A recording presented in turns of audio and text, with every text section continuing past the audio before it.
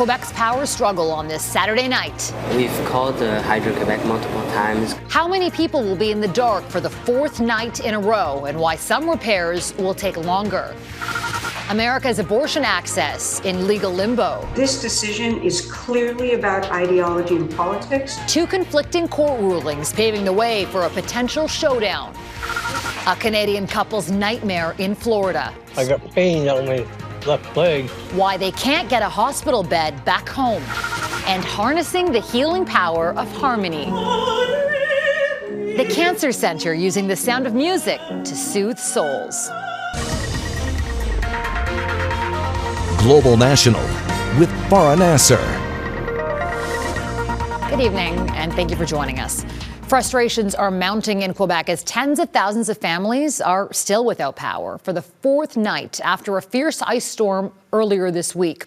Yesterday, Premier François Legault promised 95% of people would have power back by tonight, but that still hasn't happened. In fact, efforts to restore power have slowed down as some of the outages are taking longer to repair. More than 100,000 Hydro-Quebec customers are still in the dark. Many of them are in the Greater Montreal area. And as Elizabeth Zogalis reports, some are understandably losing patience. The lights should be on for most Quebecers by Easter Sunday, according to Hydro-Quebec. The bulk part of our distribution system has been restored, so now we are doing some work on outages with a smaller amount of customer.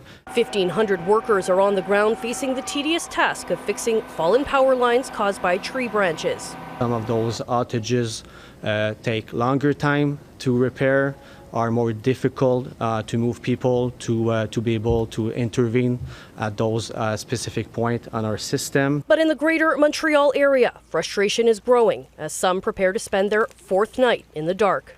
We've called Hydro-Quebec multiple times because a tree fell on the power line near our house and it's dangerous. Zack Power and his mother Ada live in a Montreal suburb where many residents are dealing with fallen down power lines. I called Hydro-Quebec and I sent a lot of email last year for Hydro-Quebec in city and say these trees have problem, but nothing. Around 70 warming centers across Quebec are set up with chargers, snacks, and showers for residents. Some even allow pets. You try to look at the positive side. As the weather warms, flooding is now also a growing concern in parts of southern Quebec. 250 houses. It has been they've been pumped out yesterday, so that is clear. Now, unfortunately, the citizens are in the cleanup mode. Of course, there's damages inside. They have to call their insurance, but that part is behind us. 3 deaths in the province have been attributed to the storm so far. Quebec Energy Minister Pierre Fitzgibbon says it's too many and is urging people to take precautions. Barbecues, they like to be outside. Let's leave them outside. We need to be careful with the wires. We need to be careful with the branches. So I think security is is very, very, very important. The province will also allow grocery stores to remain open on Easter Sunday in 6 major regions across Quebec, while Canada's 3 major telecom companies say they will waive most data overage fees for those affected by the outages this month. Elizabeth Zogalis, Global News, Montreal. And that nasty storm also knocked out power to parts of Ontario, including the nation's capital. Tonight, more than 10,000 people in Ottawa and the surrounding region are still in the dark. More than 15,000 customers in neighboring Gatineau, Quebec, and Outaouais region are facing the same challenges. An unprecedented legal decision in the U.S. could threaten abortion access for millions of Americans. Yesterday, a federal judge in Texas suspended the approval of a widely used abortion medication. But almost immediately after that, another judge in Washington state made the exact opposite ruling. As Touria Izri reports, the dueling decisions are setting the stage for a battle in the U.S. Supreme Court. Okay. And then this is the medicine for tomorrow. The abortion pill mifepristone has been on the markets for 2 decades, and in that time has become the most common way in the U.S. to end an early pregnancy. Millions of women have lost access to abortion care, especially here in Texas. So the access to medication abortion is one of the last options that we have. But a federal judge in Texas wants the drug off the shelves. I think this is absolutely appropriate. There has to be some kind of check on the FDA. and on a pro-abortion administration. Judge Matthew Kaczmarek, appointed by Donald Trump, suspended FDA approval. In his decision, the judge sided with anti-abortion groups, claiming federal regulators ignored health risks. But decades of medical research around the world contradict the judge's ruling. There's over 100 studies indicating the safety of mifepristone. It's much safer than many other drugs, such as Viagra, for example. And it's just anti-abortion sentiment that's behind this whole drive to stop the abortion pill, and has nothing to do with science, which solidly supports mifepristone. The decision in Texas was challenged almost immediately by a judge in Washington who ruled the government can't restrict access to abortion pills. For now, mifepristone is still available, and the Biden administration plans to appeal. It is contrary to what makes for good public health policy to allow courts and politicians to tell the FDA what it should do. But the competing court cases in Texas and Washington will likely head to the U.S. Supreme Court, which overturned Roe v. Wade last year. We have too many right-wing judges and too many top positions in the judiciary in the United States who are really putting through their own ideology and not really looking at the rule of law. A legal standoff threatening to further erode abortion rights in the U.S. Touria Izri, Global News, Ottawa. A trip to Florida has gone terribly wrong for a New Brunswick man and his wife. He became injured while on vacation, and he ended up in hospital, and now he's trying to get transferred to a Canadian facility. But as Zack Power explains, that's proved impossible. It was a normal trip for 82-year-old Patricia Bates and her 84-year-old husband, Joseph Guthrow.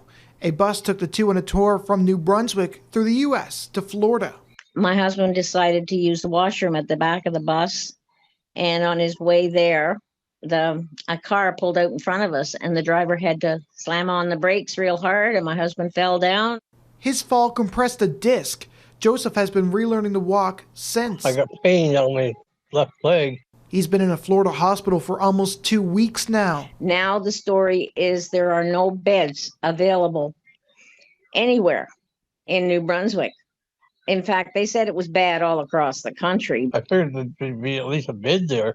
He'll need physiotherapy when he returns to New Brunswick. The province's Dan Cassidy Center for Rehabilitation in Fredericton only has 20 beds, according to the couple, all of which are occupied. Do you have family that you've been staying with? I'm just staying here with him. He doesn't like to be here alone. There's nobody else. There's only me.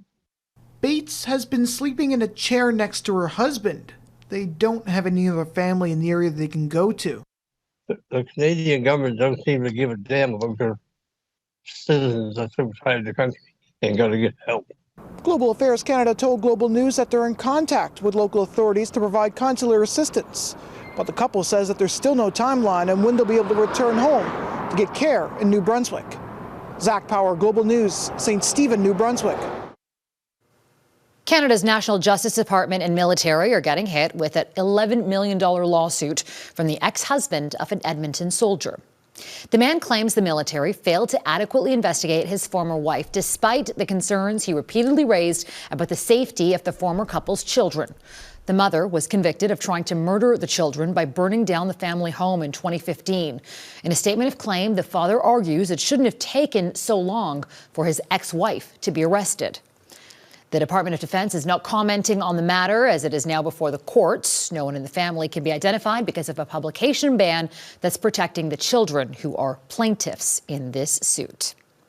It has long been a major point of contention for the federal government and the opposition. Despite many arguments backing the importance in fighting the climate crisis, conservatives have criticized the federal carbon tax as being too costly for Canadians. Now, a new report from Canada's parliamentary budget officer is adding more fuel to the fire, suggesting certain people may benefit more from rebates because of the tax, but with a very important catch. Mackenzie Gray explains. Please treat each other with respect. It's one of the hottest issues in Parliament. Why won't they ditch this tax plan and come up with a real climate plan? And the temperature ratcheted up yet again, with a new report from the parliamentary budget officer into the cost of the carbon tax. Yves Giroux finding that most Canadians would receive more in rebates than they pay because of the tax. On a net basis, most households in provinces where the carbon tax applies will be better off. That's a political win for the Liberals.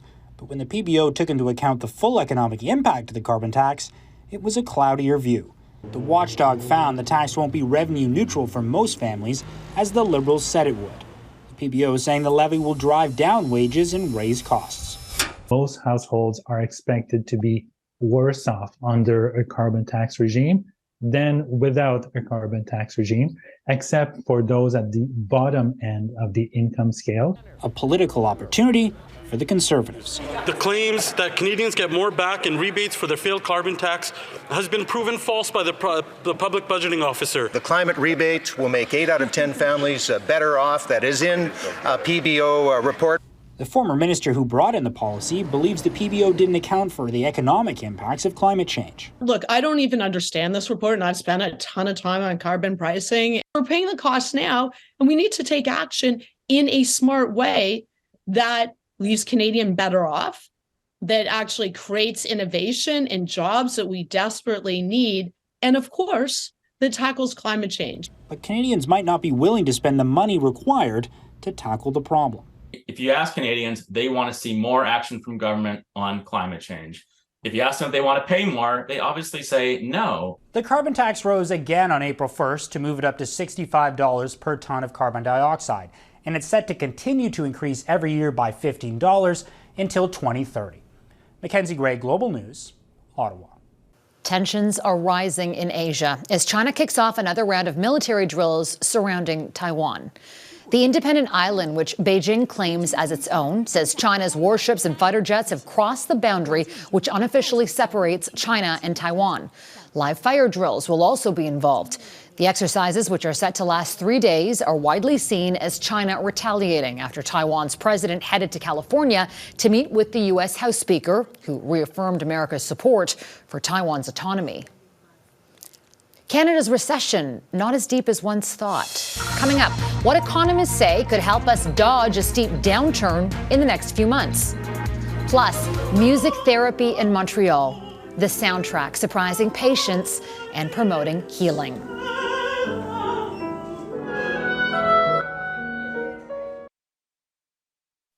While inflation has cooled in recent months, many people are still tightening the purse strings, which means that many small businesses are still seeing their bottom lines take a hit. And it all spawns speculation about a recession. And most Canadians are expecting one this year, according to a new survey from the Bank of Canada.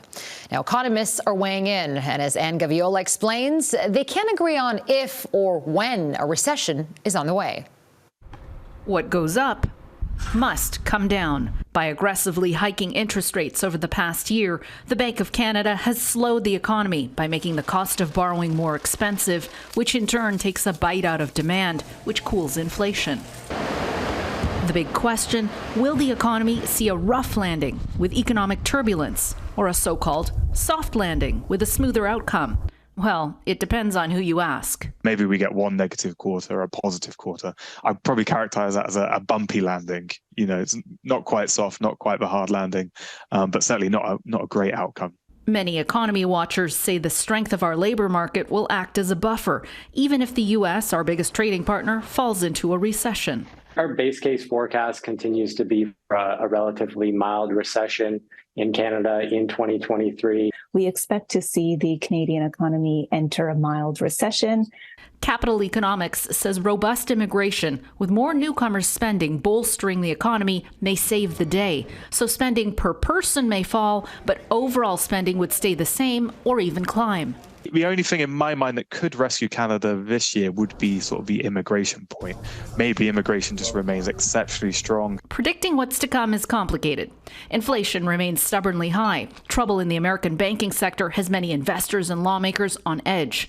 And this week's surprise production cut by the OPEC Plus cartel of oil-producing nations is expected to drive global oil prices higher. Industry experts say we could be in for $100 a barrel oil later this year, which can weigh on everyday people, but be a boost to Canada's energy sector.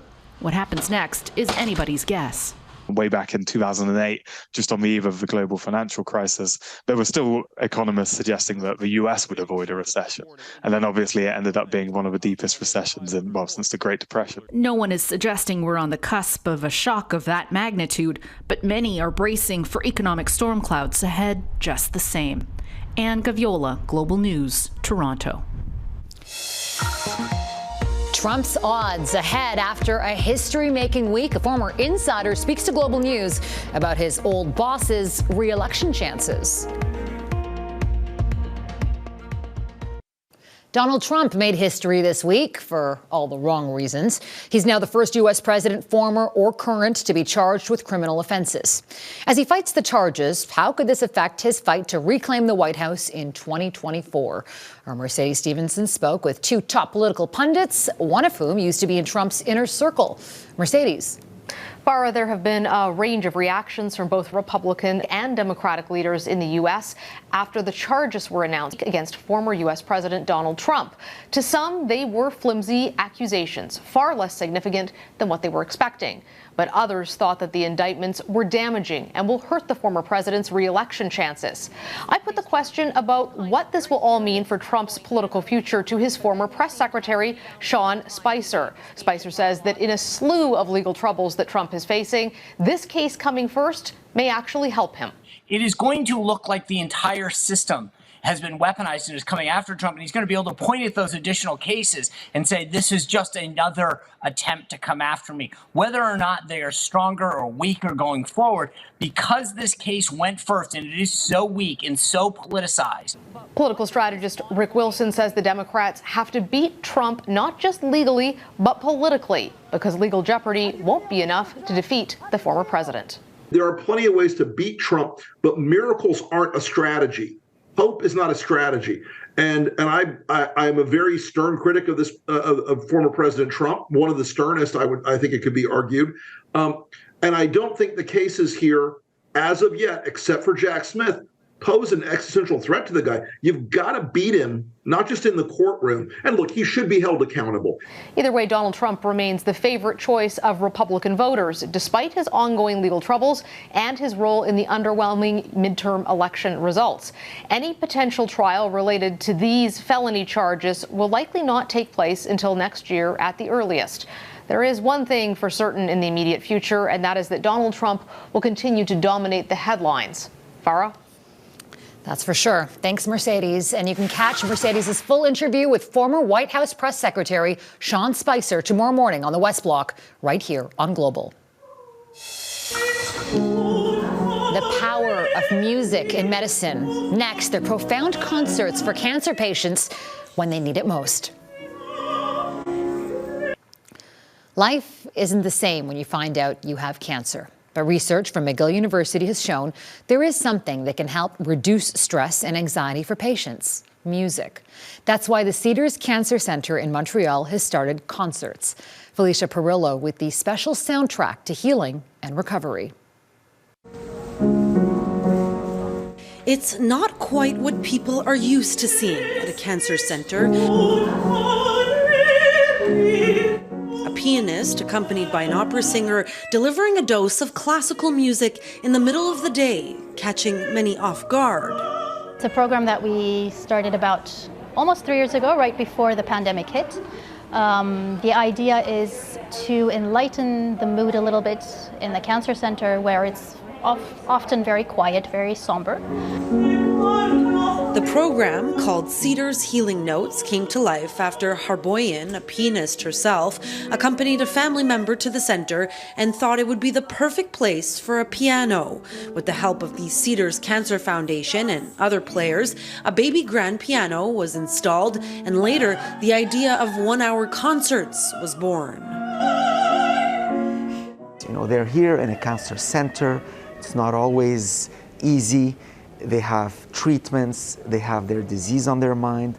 So to be able to give them an hour where they can take their mind off of their current stress and to be maybe in another place, enjoy the music, is very restful for them.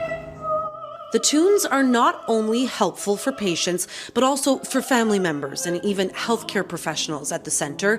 Many say the concerts provide a peaceful moment of pause or distraction. I've just come from seeing the oncologist. We've got to arrange different treatment, different medication, and this was a wonderful finish to that day because I did not know this was going on. The music varies from week to week, jumping from jazz to popular or classical music. Once a month, professional musicians take center stage.